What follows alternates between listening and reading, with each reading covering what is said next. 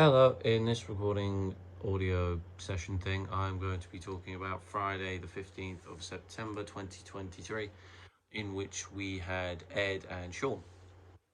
So, in Ed's class, we spent a majority of the time going over SWOT analysis. As we only had an hour long session, by the time everyone arrived, really it was about 50. So, Sean explained the basic premise. He said, right, things you're good at, things you're not good at, opportunities that the good things give you and threats that the bad things give you. So, for instance, good things I said I can make solos for songs that don't have any. I provided examples. As the World Caves In, Matt Maltese, I Kissed a Girl, Katy Perry, Here by Alessa Clark, and just recently, actually, I wrote a guitar solo for Hot and Cold by Katy Perry because I got bored.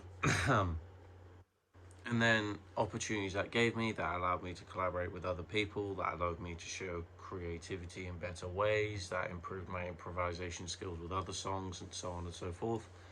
Um, Weaknesses would be time management. I put time management, procrastination, just overall laziness, which makes sense.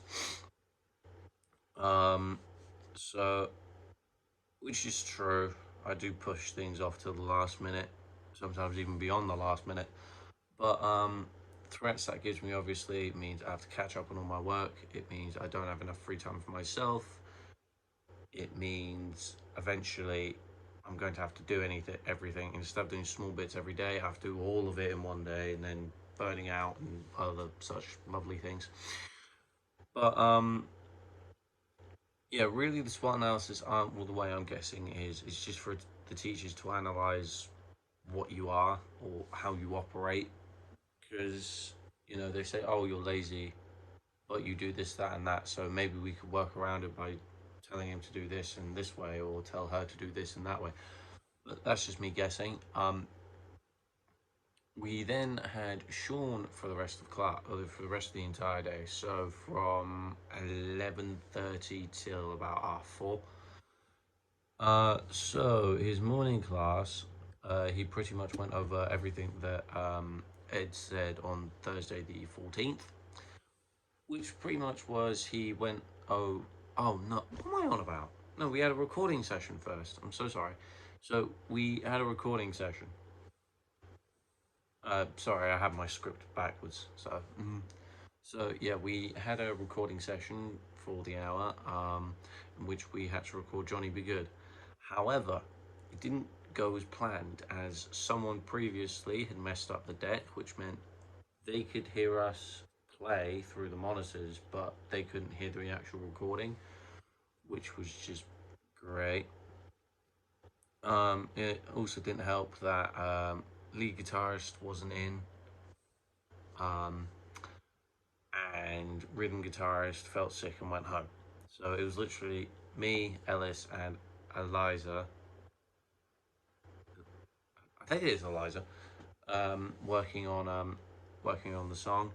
So Sean called us in and explained predominantly to Eliza because me and Ellis know how to use the deck.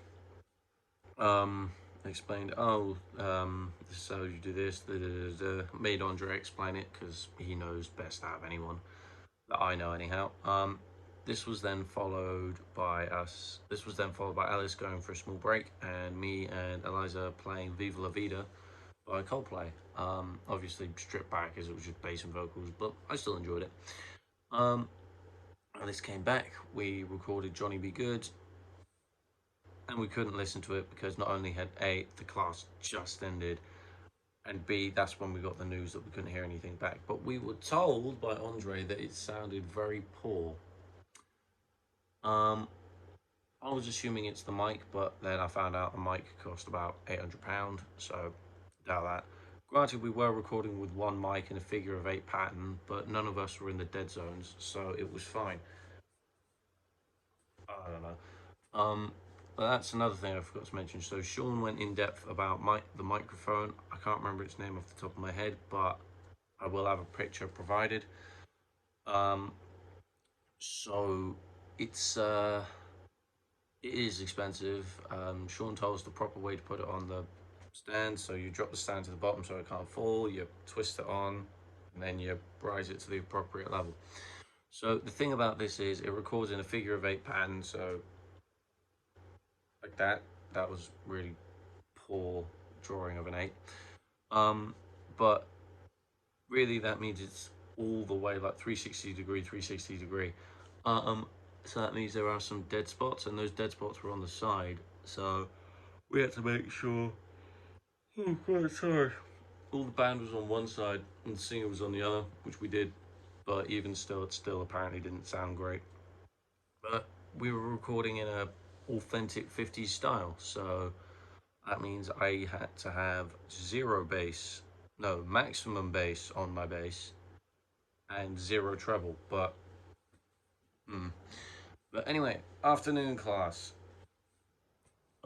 Sure, this class was pretty much a recap of Ed's class, as Sean went over things and realized that Ed had missed some things, um, such as certain research pieces, certain research things, showing the actual Harvard referencing site, and uh, writing, talking about audio logs for reflective logs, because I asked that question. He said, "Oh yeah, you can do that, but that means you have to provide a small little bullet point script on your thing. So that means you're not repeating yourself, which is helpful because last year I didn't think of that and I was predominantly repeating myself. I probably said the same thing 3 or 4 different times.